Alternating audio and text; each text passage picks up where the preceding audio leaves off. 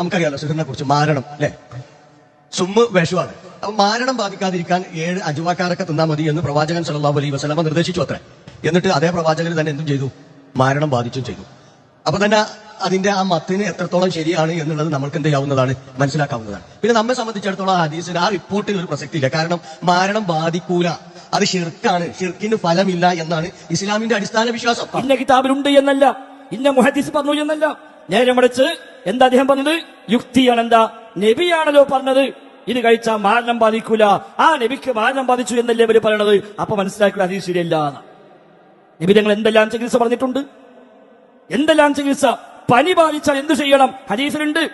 വേറെ ഹദീസ് കാണാം, നബി തങ്ങൾക്ക് പനി ബാധിച്ചു, അപ്പൊ ഈ ഹദീസ് ശരിയല്ല എന്ന് പറയും. സഹോദരങ്ങളെ, വ്യത്യസ്തമായ വിഷയങ്ങളിൽ നബി തങ്ങൾ ചികിത്സാ രീതികൾ, വ്യത്യസ്തമായ ചികിത്സകൾ നബി തങ്ങൾ പഠിപ്പിച്ചിട്ടുണ്ട്.